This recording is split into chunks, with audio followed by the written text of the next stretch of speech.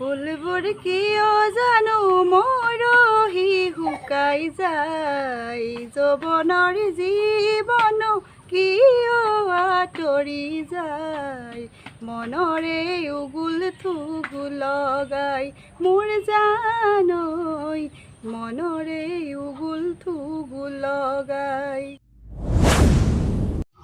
আজি আমাৰ দুপৰীয়া সাজৰ খাদ্যৰ প্ৰস্তুতি কৰিছোঁ। আমাৰ খাদ্য তালিকাত আছে আজি কচুলতি আৰু শুকান মাছ বনাম। কচুলতি আৰু শুকান মাছৰ লগত এয়া সৰিয়হ বটা ৰাখিছোঁ, আদা নহৰু, এইফালে পাঁচফোৰণ আৰু শুকান জলকীয়া তেজপাত, এইফালে পিঁয়াজ দিম, বিলাহী দিম, তাৰ লগতে আৰু খাৰ অকণমান দি দিম। খাৰ কলৰ খাৰ আচলতে, এইখিনি মোৰ ঘৰৰ মায়ে প্ৰস্তুত কৰি তেওঁ মোলৈ 1 বটল দি পঠাইছিলে ঘৰলৈ যাওঁতে। তেনেকৈ মাজে মাজে তেওঁ হালধি খাৰ দিয়ে আৰু আমি আচলতে সপ্তাহটোত প্ৰতিদিনে মাছ মাংসৰ উপৰিও খাৰ, তিতা, মিঠা, টেঙা সংযোগ কৰোঁ। আজি হেতুকে আমি খাৰ ৰান্ধি খাম বুলি ভাবিছোঁ কচুলতিৰ লগত। এতিয়া মই এইখিনি ৰান্ধিবলৈ যাওঁ, ব'লকচোন আপোনালোকেও মোৰ লগতে কেনেকৈ ৰান্ধোনো আপোনালোকেও চাব। মই কেৰাহীত তেল দিছোঁ, জোখকে দিলেই হ'ল আৰু এয়া শুকান জলকীয়া দি দিছোঁ।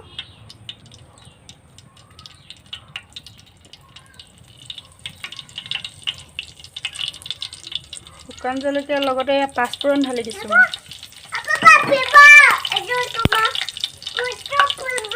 তেজপাত দিছোঁ,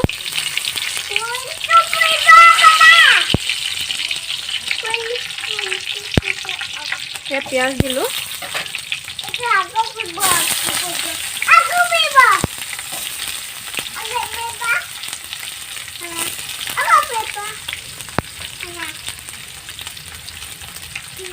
পিঁয়াজ ৰঙচুৱা হোৱাৰ লগে লগে মই আদা নহৰু দিছোঁ।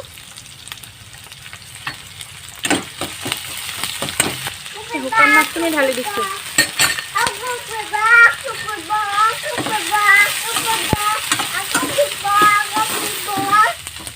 এই শুকান মাছখিনি এতিয়া অলপ টাইট হোৱালৈকে মই অলপ ৰাখি দিছোঁ। শুকান মাছ সুদা তেলত দিলে গোন্ধটো খুব মোৰ বেয়া লাগে, কিন্তু খাই ভাল পাওঁ। সেইবাবে মই তেলত এনেদৰে গৰম কৰি লৈছোঁ। কিন্তু সুদা তেলত দি দিলে কিন্তু যিটো গোন্ধ ওলায়, মানে গোটেই ঘৰটো গোন্ধাই যায়, ভাল নালাগে। এতিয়া মই কচুলতিখিনি দি দিম।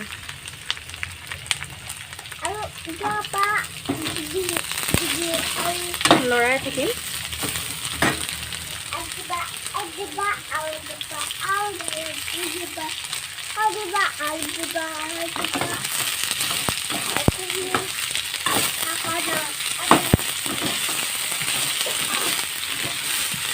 গেছটো অলপ কমাই দিম।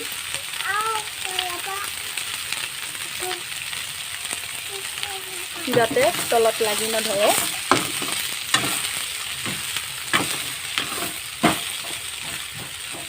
পিছতে মই বিলাহীটো লগে লগে দিয়ে দিম, গলি যাব লাগিব।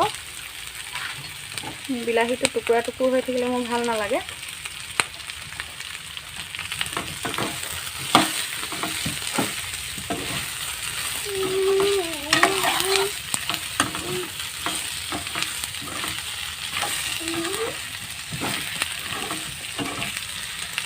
সোৱাদ অনুসৰি মই নিমখ দি দিছোঁ।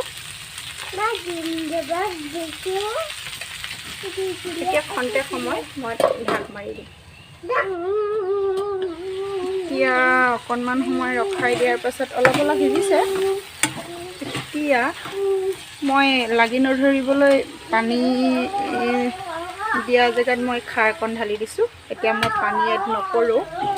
যদি খাৰ নাথাকে আপোনালোকে অকণমান পানী এড কৰি দিব পাৰে, যিহেতুকে তলত লাগি ধৰে, লাগি নধৰিবৰ বাবে এইদৰে লৰাই এতিয়া পানী জেগাত মই খাৰ অকণ ঢালি দিলোঁ।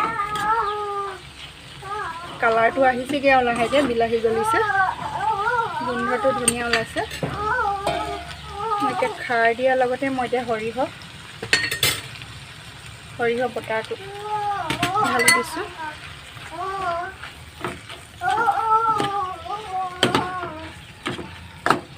আধা সিজা হৈছে, কালাৰটো অলপ আহিছেগৈ আৰু। এতিয়া মই ঢকা 2 মিনিটমান হৈ গৈছে।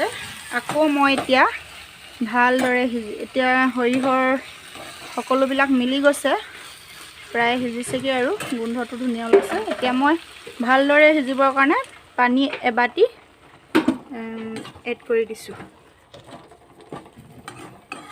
আমাৰ দুপৰীয়া থালি ৰেডি হৈ গ'ল। এয়াৰ কচুলতি আৰু মাছৰ খাৰ দিয়া সেই মই দেখাইছিলোঁ, সেয়া তৰকাৰী।